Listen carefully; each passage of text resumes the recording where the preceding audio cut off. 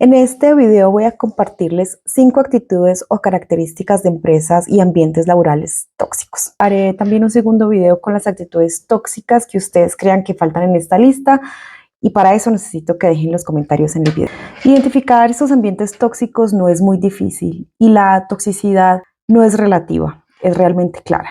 Los ambientes tóxicos son los lugares donde los estilos de liderazgo y las reglas estimulan las emociones más bajas de la experiencia humana. Y esas emociones son la humillación, la culpa, la apatía y el miedo. Esta lista está enfocada solamente para los contratos laborales de dirección, confianza y manejo en Colombia, que son los contratos en los que a las personas no se les paga horas extras.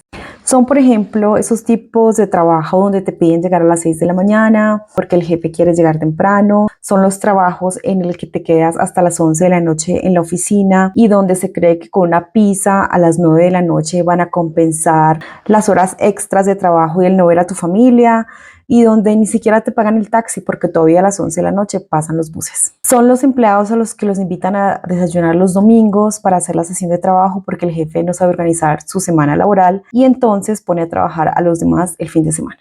Lo estoy haciendo con mi experiencia de docenas de proyectos, 5 años de escuchar a cientos de clientes y personas profesionales en el mundo corporativo. Ojo, la mayoría de estas actitudes empresariales no son conscientes. ¿Qué significa eso? Que las personas promoviéndolas no saben que lo que están haciendo es exactamente lo contrario a los resultados esperados. Es decir, ellos creen de corazón que en el siglo XXI se deben tratar así a los trabajadores. La primera actitud o característica de estas empresas es tratar a sus empleados como niños o como prisioneros. ¿Y cómo se tratan los empleados como prisioneros? Un ejemplo es el de imponer horarios exactos, como si realmente estuviéramos en 1895. Entrada a las 7:15 am, descanso de 9 am a 9:20 am, almuerzo de 12 a 12:45. A mí me pasó en uno de mis primeros trabajos que decidí levantarme de mi puesto a las 10 de la mañana para tomarme un café y las personas casi se desmayan, que el descanso era a las 9:20, no antes ni después.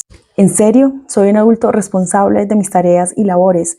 ¿Cómo no voy a poder descansar a la hora que me canse? Esto puede ser válido para personas con responsabilidades front office, o sea, con cara al cliente, pero no para las personas que están atrás en el back office.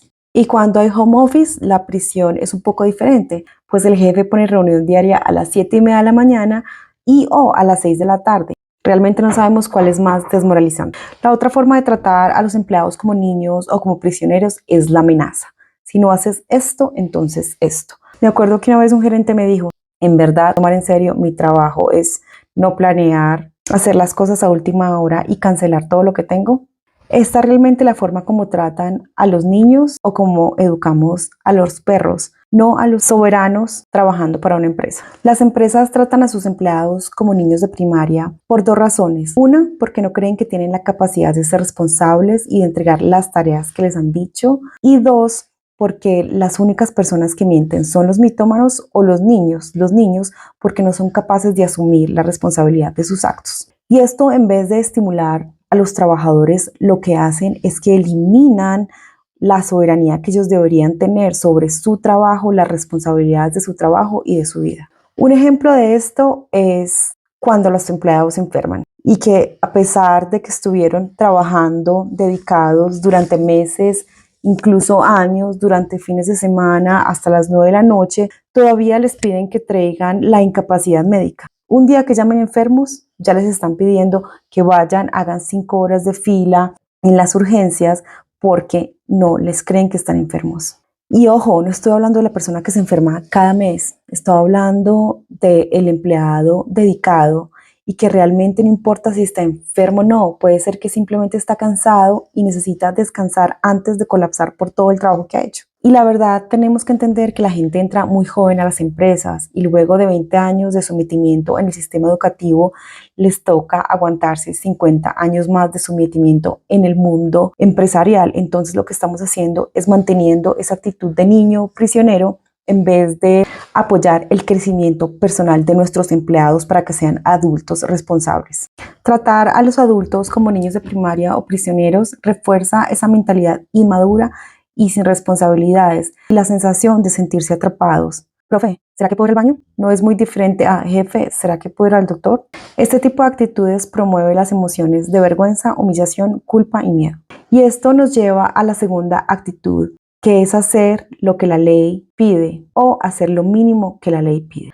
Las leyes están hechas para promover el empleo y el emprendedor, para estimular al pequeño empresario, para que las empresas inicien y crezcan. Sin embargo, cuando las empresas ya comenzaron a crecer, se convierten en empresas medianas o incluso que se encuentran dentro de las 500 empresas más grandes del país, siguen haciendo lo mínimo o exactamente lo que les pide la ley. Nunca se les ocurre tener mejores salarios, dar más días de vacaciones, cortar la jornada laboral o dar los 3 días de enfermedad, simplemente porque sí. Y como realmente soy un buen empleador, pues les doy 3 días para que pasen la gripa, el dolor de muela o simplemente para que duerman porque están rendidos de las 18 horas que trabajaron durante el fin de semana sin pago de horas extra. Hacer lo mínimo de la ley genera una actitud de apatía, porque la gente está dando su vida entera, literalmente más del 80% de su vida dispuesta y dedicada al trabajo. ¿Por qué diablos no le estamos dando a cambio algo que represente ese sacrificio? En otras palabras, lo mínimo nos sirve ya, especialmente para las nuevas generaciones. La siguiente actitud o característica de las empresas con ambientes tóxicos es promover a las personas inadecuadas o contratar gente nueva. Miren, yo estoy segura que los gerentes y los directores, aquellos de quienes dependen promover a las personas, creen que están promoviendo a la persona adecuada, el gerente que más vende, pero no están considerando en ningún momento las cualidades personales de esa persona y cómo la gente que está por debajo de esa persona se siente. ¿Cuántas veces no hemos visto que promueven al líder que humilla, que amenaza, que es un patán con su gente? Simplemente porque los números que traen son muy lindos. Sin embargo, las medidas cualitativas y las verdaderas actitudes de liderazgo son cero consideradas. ¿Y qué pasa cuando esto sucede? Pues estamos perdiendo la capacidad realmente de mejorar los resultados y el desempeño de las personas y quizá perdiendo la real oportunidad de crecer mucho más. En este mismo rubro está el traer gente nueva en vez de promover a los que ya están. Hay gente que lleva 10 años en la compañía esperando a que les den esa oportunidad de ser directores, gerentes o vicepresidentes. Pero como desconfiamos tanto de los niños y prisioneros, pues más fácil traer a un adulto desconocido con 2 entrevistas, una hoja de vida sin comprobar y una prueba psicotécnica diseñada en los años 70. Esta situación es común en muchas empresas, pero sobre todo en las firmas. Todos han visto la experiencia de que dicen que no hay espacio suficiente para gerentes, para directores, para socios, y por eso no hay ascensos. 2 meses más tarde están contratando 5 o 6 personas nuevas. Y los que han hecho el trabajo sucio en los últimos proyectos en la última década, para ellos nada, siguen en las mismas. Y también pasa por no tener evaluaciones de desempeño, promueven a las personas inadecuadas, es decir, o que no tienen las habilidades técnicas o las soft skills para la promoción.